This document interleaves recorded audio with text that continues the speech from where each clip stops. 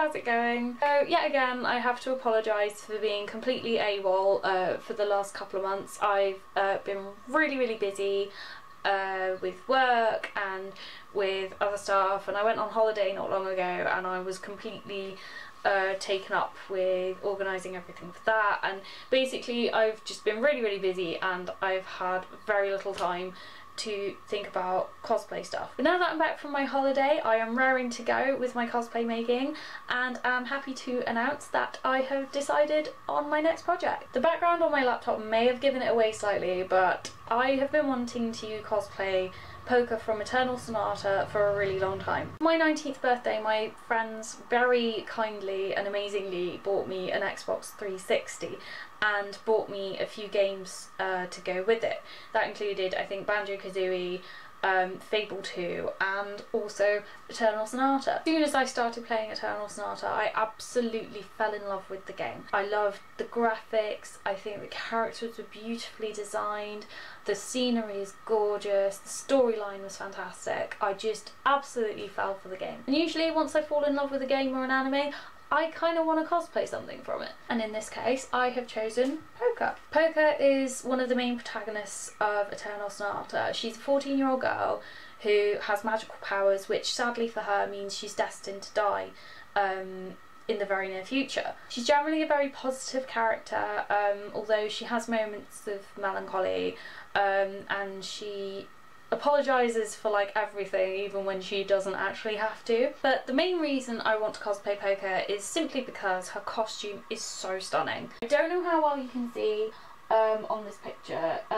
but it's, I mean, even from far away I think the detail on this cosplay is evident. She's got like what looks like just a simple dress until you think, hang on, she's got this bodice here, she's got a bit coming out of the bodice, she's got a shrug on her shoulders, a bandana, and then you just see all these beautiful details like on the apron and on the skirt and on her sleeves, and I just thought this is going to be a challenge, but if I can do it I will be really pleased. There's another picture of her here where you can see her full costume. I'll have to get shoes, bloomers and tights separately, but the rest of it I am going to make completely from scratch. So with that in mind, yesterday I went out to do a little bit of fabric shopping, and for the remainder of this video I'm going to show you what I've bought so far. And here is my bag of shopping. On the front is just a little clue as to where I might have been on holiday. Let's see what I got inside. Tip this all over. Oh, there's so much of it. Probably shouldn't have done that. First of all, I thought I was very lucky to find this colour, because when you first look at Polka you instantly think, oh, she's wearing red. But then when you look closer and you look in more detail, it's actually quite a burnt orangey red, and I'm quite fussy when it comes to colours, so I wanted to make sure I found the perfect thing. And this, I believe, is pretty close. It's not, again, it's like Polka, it's not quite red. It's got a slight burnt orangeness to it, and I just love this colour. I think it's really nice. And I managed to find it in a decent fabric as well. It's quite, it's not heavy, but it's not really light either, so it will have a really nice drape. I was hoping to find like 100% sort of like a linen cotton linen, but I couldn't see one in this colour, but this was the closest colour, and I think with the fabric it will hang quite nicely over the puffy skirt that I'm going to wear underneath. So yeah, I thought very lucky to find that one, so that's going to be used for the bandana, for the shrug and for the skirt. For the sleeves I literally just got a white linen cotton linen because her sleeves are, because they're bell shaped at the bottom, I wanted the fabric to be quite stiff so that it can hold that bell shape.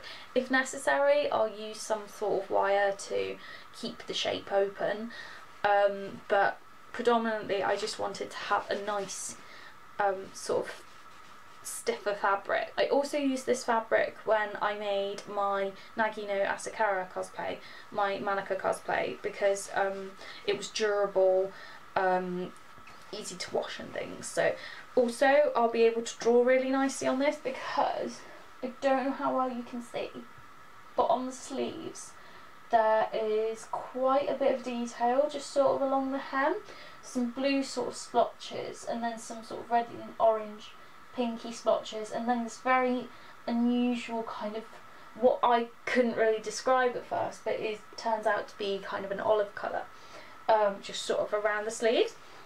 So with that in mind, I bought this olive fabric paint, which I will use for that olive little bit on the ends of the sleeves. It's a lot of paint for just some tiny detail, but it'll be totally worth it. Also, I found these. I've never used these before, so it'll be interesting to see what they're like, but Dylon fabric paint pens. I've used them before. I used them on my Zero Suit for Zero Suit Samus, and I tried using them for Himari, but it didn't work when I was trying to make the stripes.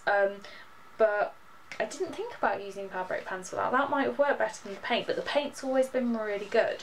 So hopefully the pens will do a good job, and I'll use the orangey red and the sky blue just to finish up that pattern on the sleeves. I'll also be using the white linen for the pinafore that Polka has at the front of her skirt, and in this case there is some almost like, it looks hand stitched. I really like that hand stitched effect, so I got some embroidery thread to go on that so that it looks like those stitches on there, and I've also got some sort of lighter orange to go on the bit just around the pocket, just on the front there, and around the edge of the pinafore. So there is a lot of detail just on the pinafore itself and on the sleeves, so this is going to keep me very busy. There's also this interesting spiky black sort of top that comes out from underneath Polka's bodice, which I'm going to be making into almost a dress, but like a very short top dress kind of thing, for which I have this black fabric. I wouldn't have thought to use such a thick fabric for that part because it will get a bit stifling, but because it's going to be attached to the white sleeves and the sleeves are going to be quite heavy, I thought I need quite a durable, heavier fabric just so that it all stays in place together rather than one part of the top being too heavy and one being too light, if that makes any sense at all. So I've got a nice black just for that spiky bit, and there's a picture here where you can see, this is one of the only pictures I've found of Polka from the back, but you can see she's got the spiky black coming down further down at the back, so I thought I'd get a fair bit of this one so that I can recreate that detail. One of the trickiest parts I think about this cosplay is going to be the bodice that Polka wears. I've already got a bodice pattern, so what I'm going to do is alter it so that it has that same sort of longer feel to it and the sort of split up the middle. I've yet to find anything for the detail on that part of the bodice, but so far I have the fabric for it. This is a corduroy, it's a dark brown corduroy. I was originally thinking about doing suede, but the guy in my regular fabric shop suggested, when he didn't have suede, he suggested that I use corduroy, and I thought actually that's a really good idea, because if I doesn't even need interfacing, but if I interfaced it would be really firm. For the bodice I also got some boning, just so that it will make it a bit more rigid and it will just hold all the rest of the costume in place. Finally it comes down to the smaller details. You can barely see it on this picture. I'll just see if I can find it on another. There's a very small grey trimming just around the edge of the skirt.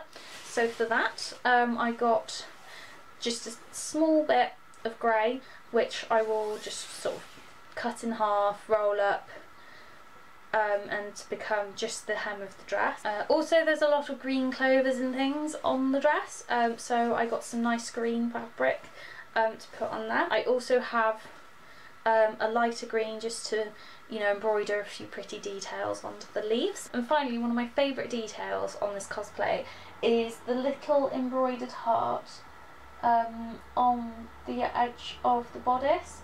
And for that I bought some yellow gold thread, and I will hand stitch that on basically. I thought that'd be a nice little touch. So that's all I've got so far. I'm still missing a few essential things. I'm going to need a zip for the bodice. I'm probably also going to need a zip for the top because it doesn't stretch. I'm going to have to unzip it to actually get it on. There's also a lot of little detail things that I still need, including the little gold bits on her shoulders, and I'm still wondering what to do for the fluffy parts on her skirt and on her shrug. So I do still have quite a few things to sort out, but apart from that I'm almost ready. I've got pattern pieces that I need from previous cosplays, and ones that aren't quite right I can alter. So I'm pretty much set to go, and I will be filming the rest of my progress and updating you regularly on my Facebook page, so please keep an eye out, and I will see you very soon for my next video. So thank you very much for watching, everybody, and see you again soon. Bye!